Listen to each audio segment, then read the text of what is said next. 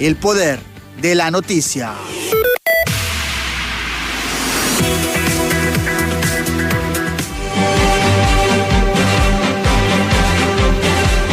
Honduras, muy buenas noches y bienvenidos a su emisión estelar. Óscar Ortiz en compañía de Janet Flores. Estamos listos para el desarrollo de la agenda informativa.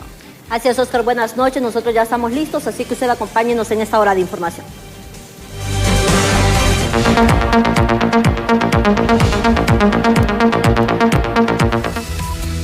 Ponemos en contexto un tema sobre los médicos, y es que la disyuntiva por el ingreso de galenos cubanos al país para asistir al sistema público durante el 2023-2024 cada día se intensifica, ya que mientras el Colegio Médico está denunciando que hay miles de profesionales de este gremio desempleados, el director del INJUPEN expresa que hay médicos hasta con 3 plazas devengando grandes cantidades de dinero. Marisol Ramos nos amplía esta información y le presentamos además cuál es el panorama de cuántos médicos en el país están desempleados, considerando que viene este grupo de médicos cubanos.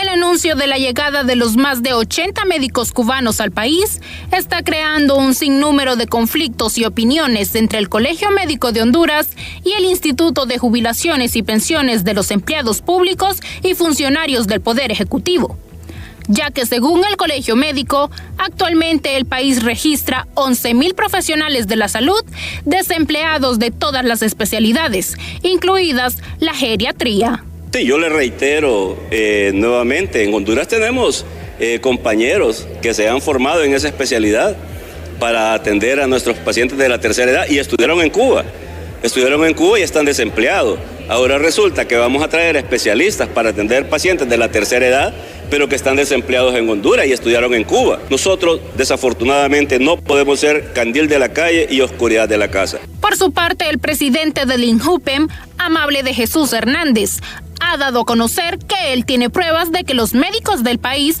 no se encuentran en desempleo. Al contrario, afirma que algunos gozan hasta de 3 plazas, entre otros beneficios. Yo tengo el registro. Hay especialistas, hay médicos que tienen 3 plazas, trabajan en universidades, tienen clínicas privadas. ¿En qué momento descansan? ¿En qué momento trabajan? A alguien no le tienen que cumplir. Y si usted revisa, los salarios de los especialistas año con año están subiendo. ¿Es legal? Sí. ¿Moral? No. Mientras esta problemática sigue vigente, la presidenta del Colegio Médico de Honduras, Elga Codina, ha exigido durante las últimas horas la acreditación y certificación de los más de 80 médicos cubanos que vendrán durante este 2024. Con imágenes de Elvis Zambrano, informó Marisol Ramos. Mientras tanto, Honduras ha firmado ya un convenio para poder financiar $230 millones, eso para la construcción de 3 nuevos hospitales en el país. Aunque este proyecto serán 8 centros asistenciales en total que se irán desarrollando posteriormente. La Secretaría de Finanzas firmó convenio con el Banco Interamericano de Desarrollo para financiar el monto de $230 millones para la construcción de 3 nuevos hospitales de trauma en Tegucigalpa con 160 camas, San Pedro Sula con 150 y el Hospital General de Roatán con 60, un proyecto que estaría arrancando el próximo año. El financiamiento que firmamos ahora asciende a $150 millones, pero para los 3 hospitales lleva un financiamiento adicional que se suscribirá con JICA por $80 millones. O sea, en total son $230 millones para estos 3 hospitales. Según informaron, ya todo está listo y cuentan con los terrenos para iniciar su construcción, que estarían terminados en 2 años y un tiempo adicional para la contratación de personal médico y administrativo. Está previsto, en base al cronograma que se tiene, que una vez que sea adjudicada la construcción y equipamiento de estos, empiece la construcción dentro de 2024.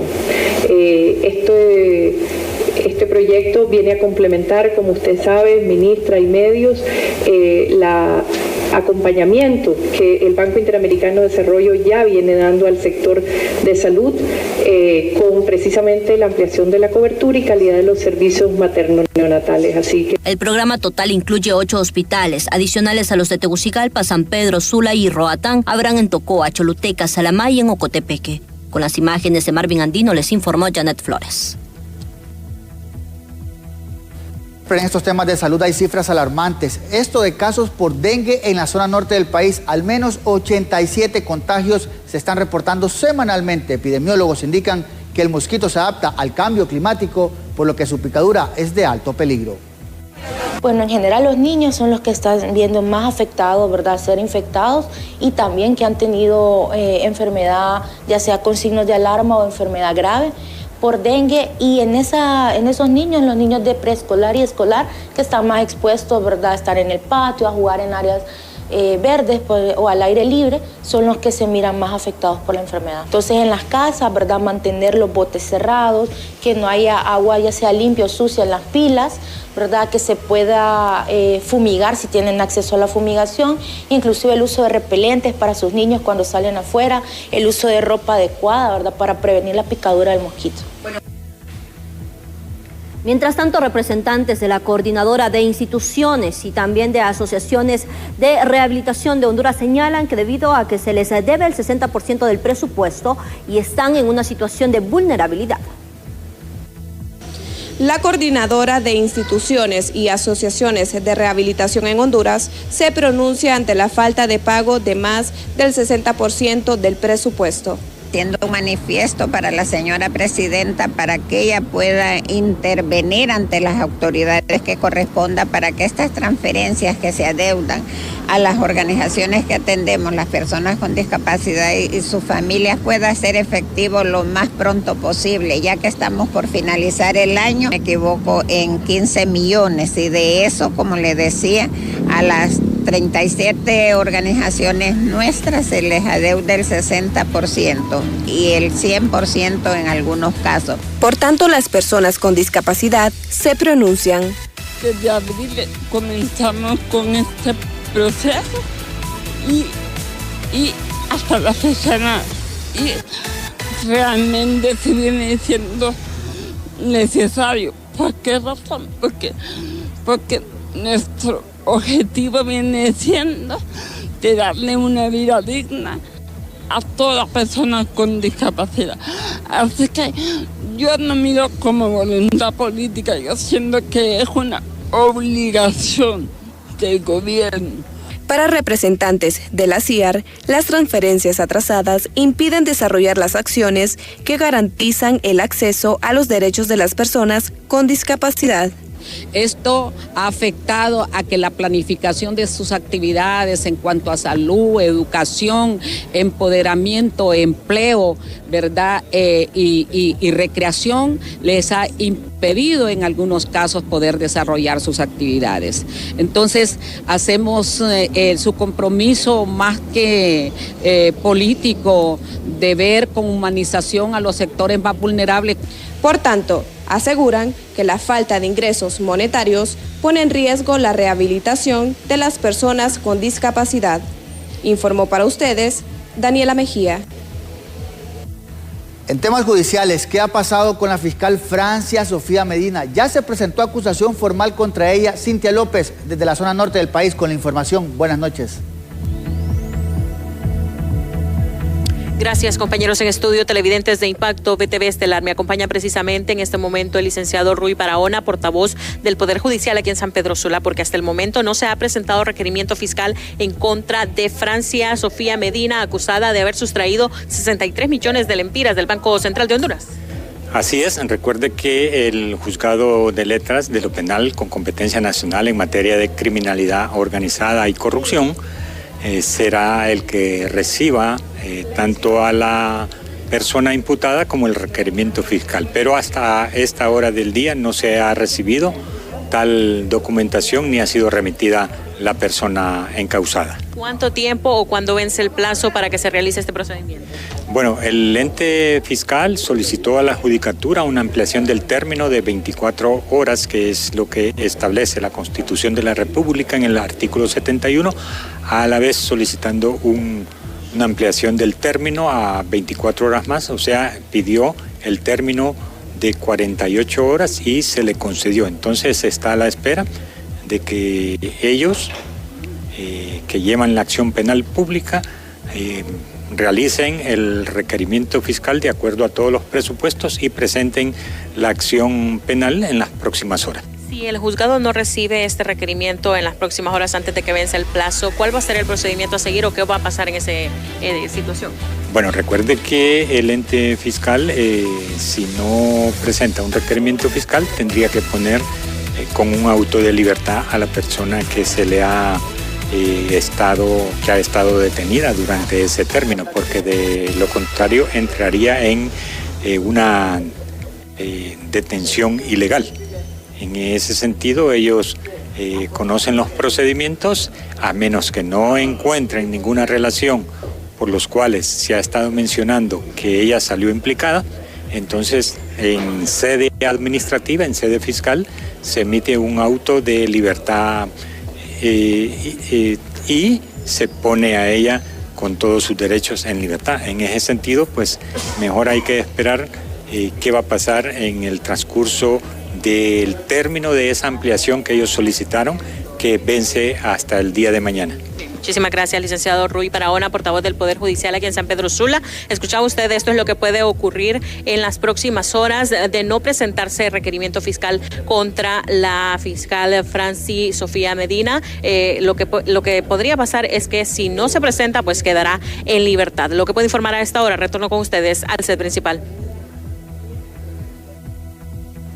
Recalcamos, a esta hora no ha sido remitida, mucho menos presentado un requerimiento fiscal contra la imputada, esta exfiscal que está bajo investigación a todo nivel, según lo que hemos podido conocer a nivel de la zona norte en relación a la información que tenemos de nuestra compañera Cintia López. Janet, con más información. Así es, gracias Oscar, y continuamos con más noticias porque en la zona norte del país también hay cuestionamientos respecto a las acciones del Banco Central de Honduras, del por qué entregan tan rápido y fácil millonarias cantidades de dinero. En tela de juicio ponen abogados la inconstitucionalidad del Banco Central de Honduras al otorgar tan fácilmente exorbitantes cantidades de dinero a la fiscal Francia Medina, solicitudes que eran de manera periódica. Porque aquí falló todo el mundo, falló la institucionalidad del Estado, el Banco Central, al no tener las debidas alarmas de que al estar sacando de manera continua y periódica estas cantidades, aunque hubieran ido con los oficios, estar indagando y preguntando a las autoridades de mérito para saber qué estaba pasando, como sucede en la banca privada, que de repente hay fraude, que se han previsto que aunque está todo legal, se mira que no ha sido el comportamiento legal de sacar estas cantidades. A criterio de sociedad civil, los fondos sustraídos debieron estar congelados para no entorpecer el proceso de investigación. Es preocupante ya que los fondos nunca debieron haber sido sustraídos, sino que se debieron quedar en una cuenta congelada para que durante el proceso de investigación se le acusara al imputado, se le condenara o absolviera, pues estos fondos debían ser reversados a sus cuentas y no como lo hicieron en el pasado esta fiscalía, donde se sustrajeron y pues lógicamente no se sabe el paradero. Mientras que el Banco Central de Honduras asegura que sus acciones son ejecutadas bajo observancia de procesos internos con base a ley y apegado al principio de la ética como valor fundamental de la institución. Informó para ustedes Mariela Manzanares. Gracias, Mariela. Economistas lamentan que los actos de corrupción sigan poniendo en riesgo el desarrollo del país. Esto ante la sustracción de los 63 millones de lempiras solo evidencia el poder de la corrupción en el país. Por tanto, instancias de investigación son las responsables de intervenir. Lamentable y algo sumamente grave que nuevamente estemos escuchando este tipo de actos de corrupción, sustracción de dinero del Banco Central hondureño, como se ha vivido en otras épocas, donde creo que fue un poquito menos, ¿no? Fueron 40 millones de dólares que se sustrayeron. En este caso ya estamos hablando de 63 millones de lempiras. Sin embargo, todo ello tiene que darse el debido proceso y también que se aplique la ley, sobre todo, pues porque todo acto de corrupción en Honduras no puede quedar impune. Se tiene que cambiar ya esa ideología de que la impunidad y sobre todo castigar ese cáncer que tanto daño le hace al Estado hondureño, a la población, y también que imposibilita el desarrollo económico del país debido a que está tan impregnada en la sociedad y en el estilo de vida cotidiano que tenemos, que lo vemos en los hospitales, vemos actos de corrupción en todas las instituciones del Estado. Y bien, el canciller de Honduras, Enrique Reina, fue claro una vez más con la embajadora de los Estados Unidos, Laura Dogú, para aclarar posiciones respecto a su injerencia en temas políticos y respondió a las palabras o declaraciones que la funcionaria ha emitido en las últimas horas. En esta cumbre mundial de cambio climático, el canciller Eduardo Enrique Reina ha mencionado que va a solicitar una reunión con la embajadora de los Estados Unidos, Laura Dogu, ya que considera que se está desarrollando una injerencia política en nuestro país, afectando la libre soberanía, la voluntad política y también la transformación que busca la presidenta Xiomara Castro. Que claramente es un mecanismo de injerencia. Nosotros ya le hemos advertido que estas declaraciones intervienen en asuntos propiamente soberanos de Honduras y que como tales pues es además de una inspiración del pueblo hondureño en el tema de lucha contra la corrupción, así que hablaremos con ella de estos delicados temas a mi regreso a Honduras y la hemos convocado. Sí, ya se le había hablado a ella en algunas ocasiones, así que volveremos a sentarnos con ella porque creemos que esto no abona en nada. En un momento en que la oposición está buscando desestabilizar el gobierno, esto le genera algunas formas de no tratar de manera puntual el tema de la lucha contra la corrupción, que es una expectativa del gobierno de la presidenta Castro, y además creo que es un tema totalmente soberano, interno, en el cual ella no debe intervenir, ya que la posición que están siguiendo los fiscales, pienso nada más lo que la ley les señala, que es cumplir con sus funciones y aplicar la ley, y además es la expectativa del pueblo hondureño ante la impunidad, una fiscalía que estuvo por más de 12 años sin mover ningún caso de corrupción. En este caso no se trata de persecución política, simplemente es de llevar los casos que la ley señala. En ese sentido también líderes del Partido Libertad y Refundación mencionan que no se está buscando una injerencia política de un sector en otro, se está buscando justicia que le fue negada a la población hondureña por más de 10 años. Bueno, primero decir que para nosotros como generación, digamos, yo cumplí 44 este año. Básicamente nací con el llamado nacimiento de la democracia en nuestro país y nunca habíamos visto cómo se persiguiera el delito como se está haciendo ahora con el cambio de los fiscales y con los fiscales interinos, ¿no? Lo que vimos fue más bien cartas de libertad que caían como naipes contra expresidentes, ¿verdad? Con expresidentes que robaron y saquearon al país, luego con el tema del golpe de Estado y con actos de corrupción pues muy famosos en Honduras. Es la primera vez que nosotros vemos que se está procediendo y la oposición está llamando a esto de forma muy ridícula persecución política, ¿no? Entonces el pueblo hondureño está muy contento, ¿verdad? Porque por primera vez vamos a ver delincuentes de cuello blanco en la cárcel, ¿verdad? Que se les va a seguir el debido proceso y que se va a actuar contra ellos para comenzar en nuestro pelea de lucha contra la corrupción. Estos dos sectores coinciden en el punto que se debe evitar la injerencia política de un país o de una nación sobre otra. Desde Dubái les informa César Euceda.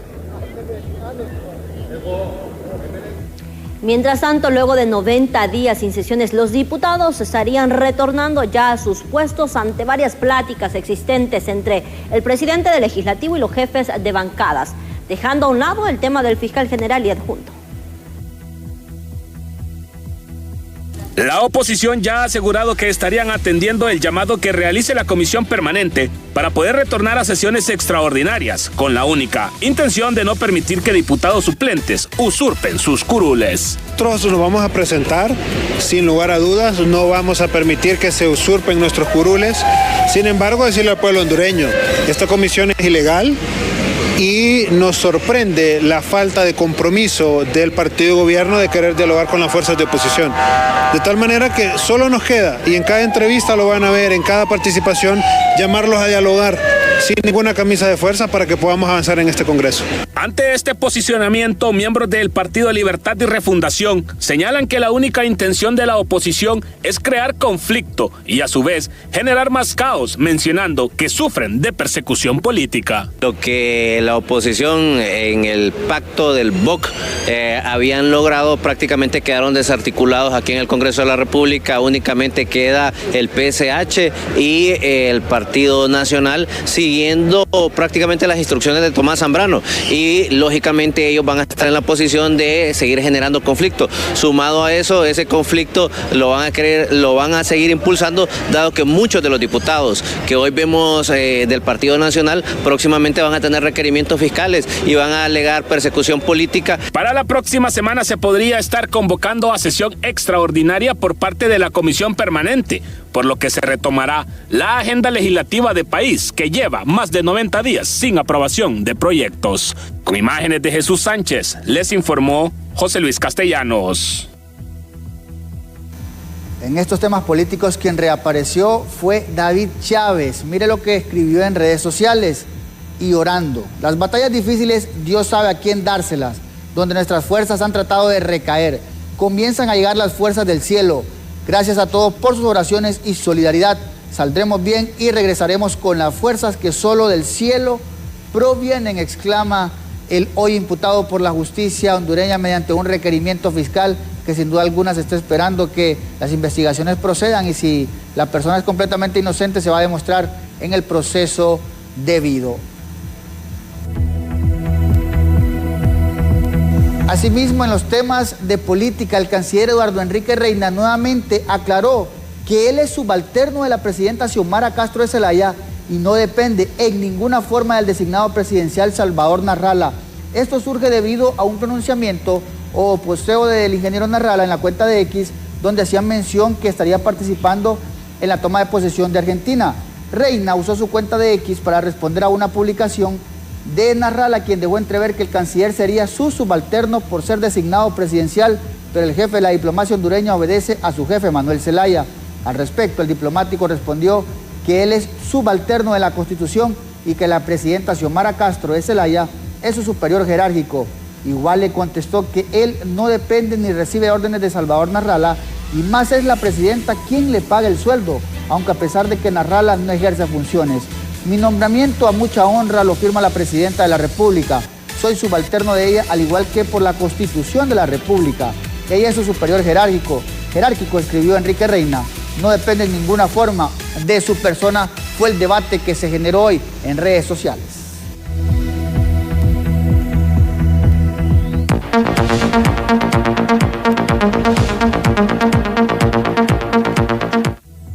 Y cambiamos de tema porque se complica el panorama en el tema energético del país debido a que solo 2 empresas participaron en la licitación de los 220 megas de energía, por lo que se podría declarar fracasada la misma. Honduras necesita urgentemente comprar 220 megas de energía para poder evitar que en los meses más calurosos del próximo año existan apagones. Pero en la licitación que lanzó la NE el pasado viernes, solo 2 empresas participaron y se podría declarar como fracasada, problema que complicaría el futuro energético del país. No se rechazaron en ese momento porque lo correcto es que se abra el proceso, que una comisión evalúe la parte técnica y de las empresas que pudiesen calificar en la parte técnica, abrirle el sobre económico. Cuando ya se tienen los 2 sobres, usted hace ya la evaluación y calcula cuánto es el costo unitario de la oferta. Y de ahí se hacen las proyecciones financieras para ver qué tan dañino puede ser la presentación para las finanzas del ENE y poder decidir si el proceso va o el proceso se declara fracasado. ¿De qué va a depender que se declare como fracasado? Del precio evaluado cuando se abra el sobre económico. Los trabajadores de la estatal eléctrica aseguran que la NE está entre la espada y la pared, porque existe la necesidad de poder comprar los 220 megas de energía para evitar apagones en el verano del 2024. Recuerda que este año que estamos finalizando tuvimos serios problemas desde abril, mayo, junio, julio y agosto, donde hubo racionamiento. Entonces, si no se compran estos 200 megas, nos enfrentaremos a un problema mayor en el 2024, el verano del 2024. Entonces, aquí la recomendación, licenciado, de parte como sindicato es que se busque la manera de resolver este problema de la manera que no se lleve de encuentro a la población y que favorezca a la población en la negociación de los precios de los oferentes, más a que tenga la disponibilidad inmediata también de la oferta de los 220 megas. La declaratoria de fracasada la licitación de energía dependerá de las autoridades de la estatal eléctrica y del precio que ofertaron las empresas que participaron en la licitación. En cámara, Isa Calcerro, en edición Julio Peña, les informó Luis Durón.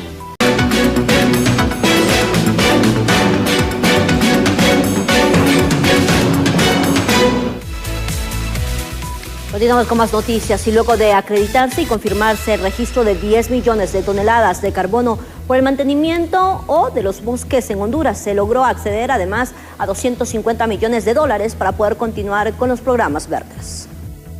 Bueno, 250 millones de dólares que se han proyectado a través de la presidencia de la coalición de naciones con bosques tropicales. Esto corresponde a haber presentado y haber confirmado ya la acreditación de 10 millones de toneladas de carbono que han sido secuestradas por los bosques de Honduras y que con esto se ayuda y se beneficia a la contribución para reducir la vulnerabilidad por el impacto del cambio climático. Honduras está avanzando de manera firme y de manera transparente en la administración de sus recursos naturales, en sus bosques, que se mantenga lo público, que sea la mejor herencia para las futuras generaciones. Pero en 2024 estos 250 millones... Eso es parte de las discusiones que se mantienen en la convención y es la proyección que se ha presentado. Empresarios aseguran que la escasez de dólares provocará poca producción e incremento de precios en varios productos de la canasta básica, ya que muchas empresas tienen problemas para comprar sus materias primas. Los empresarios continúan denunciando la escasez de dólares que existe en el país y aseguran que este problema no solo afecta a las empresas, sino que también causará un impacto negativo en el bolsillo de los hondureños, porque la falta de divisas está afectando la compra de las materias primas para fabricar productos de la canasta básica. Porque el hecho de que los empresarios, los agricultores, los productores no puedan accesar a divisas va a generar que no se puedan comprar insumos para generar y producir productos de la canasta básica. Entonces, esto va a generar aumento de precio en la canasta básica o va a generar escasez en la canasta básica. Eso se va a dar porque al no haber la posibilidad de poder comprar adecuadamente estos insumos, va a generar una escasez. El presidente de los industriales asegura que la escasez de divisas ha provocado que muchos empresarios no estén comprando la suficiente materia prima que necesitan para sus producciones. Lo que está ocurriendo es que no se está pudiendo tener las cantidades precisas, entonces no se ha llegado a desabastecimiento, pero sí, tal vez no se puede comprar todo lo que se esperaba o se ha tenido que racionalizar las compras que se tienen que hacer, o los tiempos de las compras no han sido los adecuados, porque recordemos que estas operaciones de comercio internacional llevan tiempo, se pide en otro país, se prepara, se envía, temas de aduanas, allá, acá, y luego el tema de los pagos, etcétera. Todo esto es un proceso complejo. La viceministra de Desarrollo Económico asegura que las autoridades monetarias están tomando las medidas necesarias para evitar que la escasez de divisas afecte el precio de la canasta básica. Parte de la dinámica del mercado de divisas, el Banco Central está trabajando en ello y algo importante es que se está poniendo al día el Banco Central para tener las divisas que la demanda necesita. Pero ellos dicen que va a haber escasez y también incremento de precio en la canasta básica.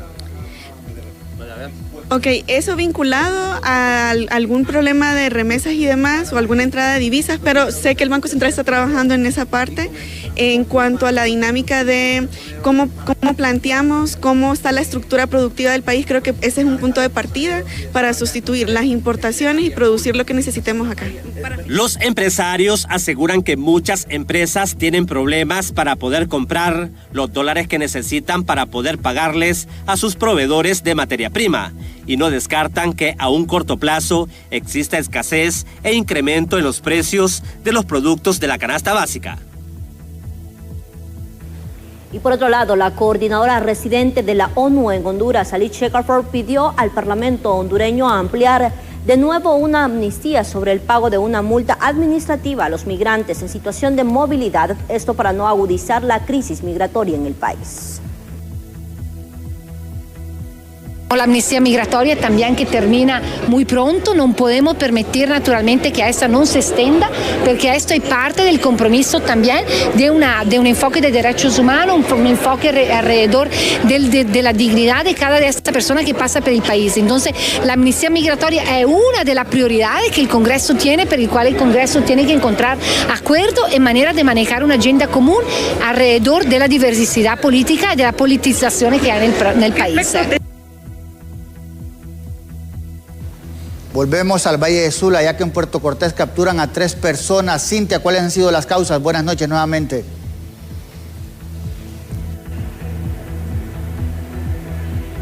Buenas noches, compañeros en estudio, televidentes de Impacto VTV Estelar. Para hablar acerca de este caso de impacto, me acompaña en ese momento la portavoz de la Policía Nacional en la zona noroccidente del país, la subinspectora Indira Ever. Coméntenos al respecto todos los detalles en torno a esta liberación de 13 menores y la captura de 3 personas adultas. Sí, en esta operación que se ha desarrollado en ese lugar de Puerto Cortés, la Policía Nacional le ha dado captura a estas 3 personas que son sindicados por este supuesto delito de trata de personas en su modalidad de servidumbre. Se trata de 2 mujeres y un hombre, y los niños que fueron liberados de diferentes edades son 13 en su totalidad.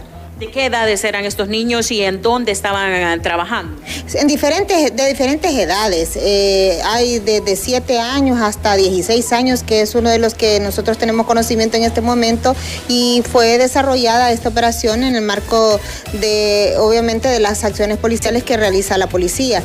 Es importante mencionar que esta modalidad de servidumbre es bastante común, pero lleva un proceso de investigación. Entonces, en esta operación Cabañas 10 se realizó la captura de estas 3 personas que una de ellas había sido denunciada por este mismo delito. Ellos permanecían en el crematorio de Puerto Cortés y no recibían un pago, por así decirlo, de estas personas. De una aldea, es una aldea cercana, aledaña y al lugar. Y efectivamente, eso es un crematorio donde hacen un trabajo de reciclaje, y al parecer los menores a eso se dedicaban, a reciclar, pero sin recibir un pago alguno, y esa es la razón por la cual se considera un delito, pues es una explotación laboral en su modalidad de servidumbre. ¿Había alguna denuncia ya en contra de estas personas? De una de las personas, sí, efectivamente ya había sido denunciado por este mismo delito de trata en su modalidad de servidumbre.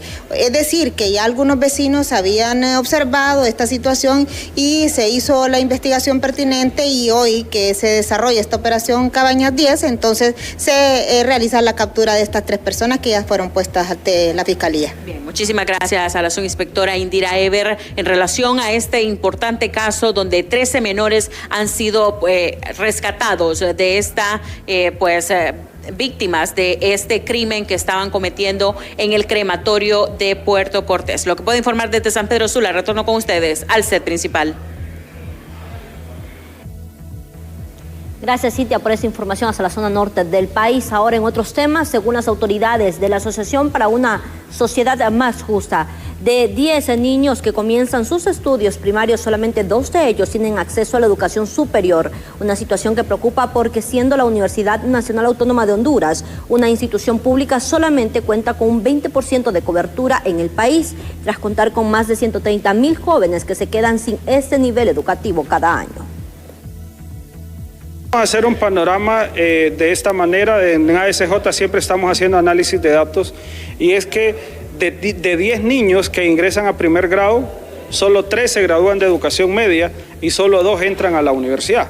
Y ni tan siquiera estamos contabilizando los que se gradúan de la universidad. Pero esa es la realidad. La universidad más o menos tiene una cobertura del 20%. Y hay 120,000 jóvenes que no aparecen. ASJ ha estado haciendo investigaciones sobre este tema, y lamentablemente estos jóvenes ya no están en el país, lo que significa que estos jóvenes los perdió Honduras, y los perdió para siempre porque ya no están en el país. Entonces, estos jóvenes eran los que llenaban los cupos en las universidades. Por eso estamos viendo que la Universidad Pedagógica y la Universidad Autónoma están teniendo una caída de más del 30% de su matrícula. Esto se va a ver en los próximos 5 años, donde esta población, este grupo de jóvenes, de unos 120.000 a 150.000 jóvenes, se fue del país y ya no los vamos a poder recuperar. Es trágico lo que está pasando.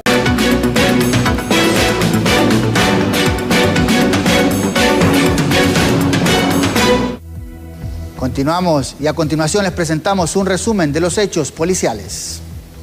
Solo daños materiales dejó un accidente vehicular registrado en el sector del Centenario en Comayagüela, luego que un vehículo tipo camioneta se estrellara en contra de un centro comercial. De acuerdo a datos de testigos, el conductor de dicho vehículo junto a su acompañante se transportaban supuestamente bajo la ingesta del alcohol. La Dirección Policial de Investigaciones capturó a un enfermero a quien se le supone responsable del delito de violación agravada y otras agresiones sexuales agravadas en perjuicio de varios pacientes.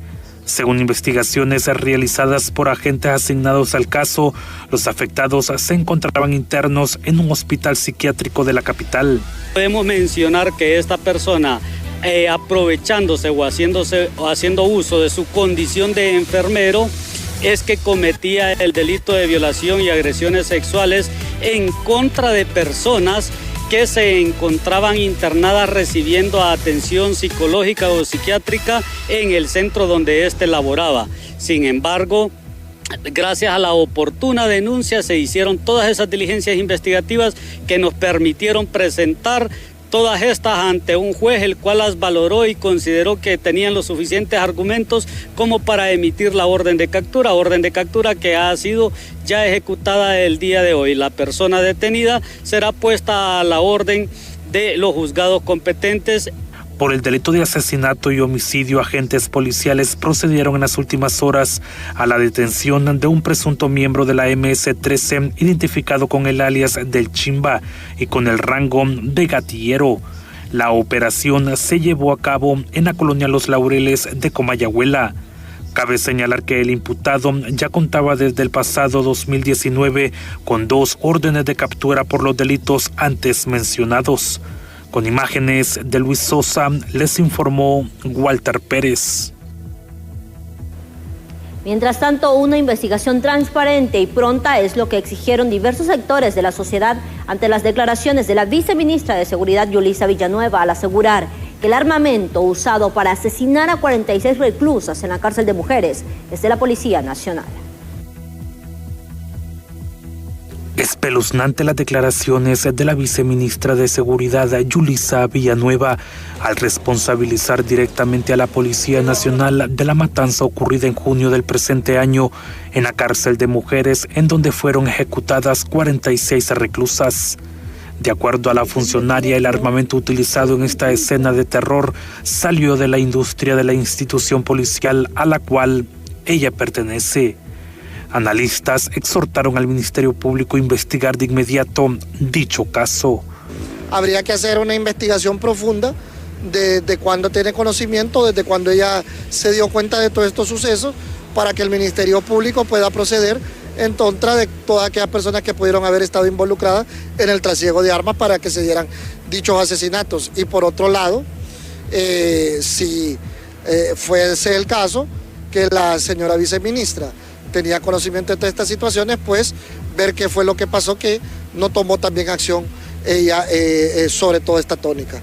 La Policía Nacional, por su parte, respondió en contra de dichos señalamientos y aseguró estar cooperando desde el principio con el Ministerio Público para esclarecer dichas muertes. Se ha estado colaborando estrechamente con la Fiscalía del Ministerio Público en cuanto a las investigaciones para esclarecer el caso de las 46 privadas de libertad que fallecieron en la Penitenciaría Nacional Femenina de Adaptación Social de Támara el pasado 20 de junio. El hecho de que se hayan encontrado casquillos con logos que pudiesen pertenecer a la Policía Nacional, no implica de que nuestros funcionarios policiales participaron en el hecho.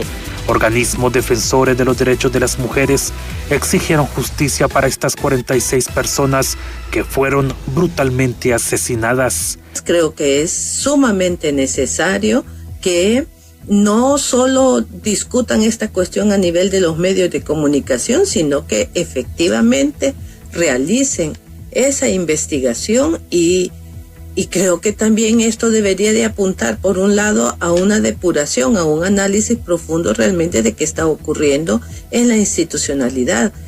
En un informe revelado por la funcionaria, detalla que al menos 15 balas fueron encontradas en los cadáveres de las víctimas, mismas que coinciden con las utilizadas por el cuerpo policial. Asimismo, remarcó que también fueron usadas armas gringas, rusas, brasileñas, entre otras. Con imágenes de Luis Sosa, les informó Walter Pérez. Profundizamos sobre esta situación, ya que la violencia suscitada en centros penales ha dejado en luto a cientos de familias en las últimas 2 décadas en todo el país, donde muchos de los casos han quedado en completa impunidad. Gabriela Plata nos brinda más detalles. La violencia generada en centros penales es un problema que lleva arrastrando Honduras desde hace muchos años. Las declaraciones emitidas por la viceministra de Seguridad, Yulisa Villanueva, en referencia a la participación de la Policía Nacional en la muerte de las 46 privadas de libertad, ha despertado las opiniones de quienes son los verdaderos culpables detrás de estas muertes.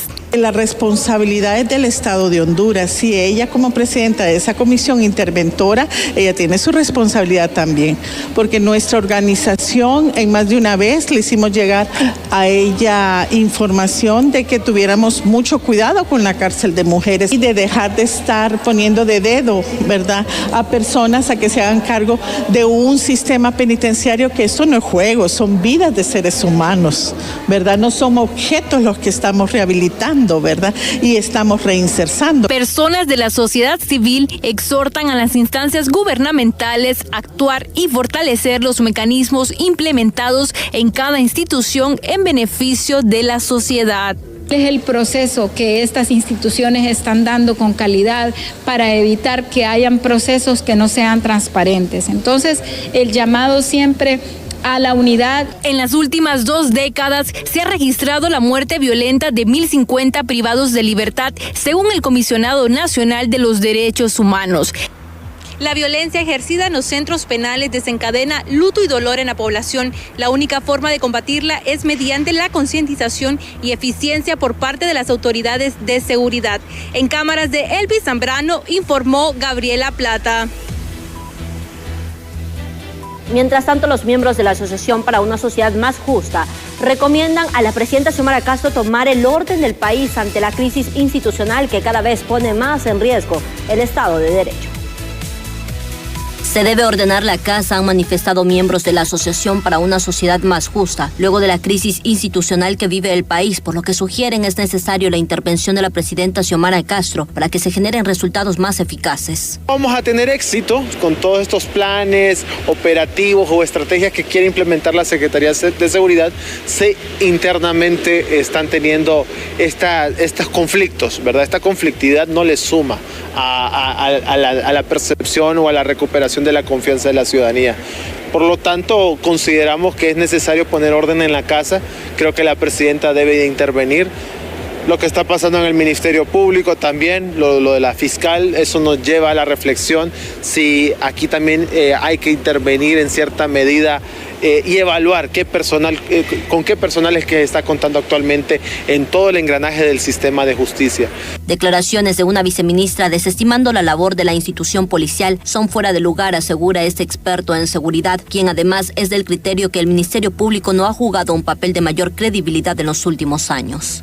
Yo creo que al Ministerio Público se le han dado demasiado poder, demasiadas facultades en este país, y yo creo que por eso es que se están cometiendo esta serie de irregularidades, abusos y delitos, por cierto. Me parece que fueron muy aligeradas esas declaraciones, porque no hemos puesto a pensarnos que el culpar a una institución como la Policía Nacional de estar involucrada en la muerte de estas 40 y pico de personas en Cefa tarifas, esto puede acarrearle al Estado un grave problema y a la administración de la presidenta Xiomara, ¿ya? Porque pueden haber demandas internacionales contra el Estado de Honduras. La crisis abarca cada vez más a instituciones y si no existe un control, coinciden estos expertos, el panorama no será nada alentador, ya que la percepción de la confianza en el gobierno no solo se pierde a nivel nacional, sino hasta internacional.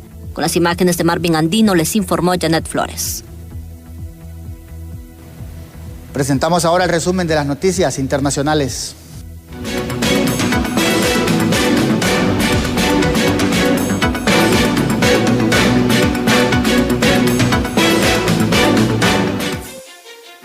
En Venezuela, la mitad de las personas en edad de trabajar están desempleadas, según el Observatorio de Finanzas y la consultora ANOVA. Especialistas advierten que cientos de ciudadanos optan por quedarse en casa debido a las bajas remuneraciones.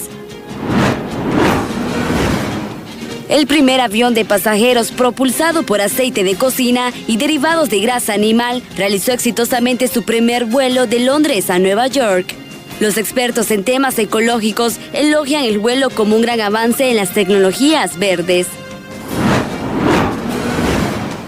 Llamado a que los organismos condenen los ataques de Hamas, a extender el cese al fuego y encontrar la paz a través de la creación de 2 estados, fueron algunas de las peticiones planteadas durante una sesión del Consejo de Seguridad de la ONU. La embajadora de los Estados Unidos ante la ONU advirtió sobre la preocupación del avance de los asentamientos de los israelíes como obstáculos de la paz. La Corte Suprema rusa prohibió el movimiento LGBT internacional, una decisión que allana el camino para emprender acciones legales contra cualquier grupo que defienda los derechos LGBT más en el país. Y hasta aquí con las informaciones. Gracias por su fiel compañía. Buenas noches, Oscar Ortiz. Así es, Janet. Buenas noches, televidentes. Nos vemos mañana en punto de las 7 de la noche.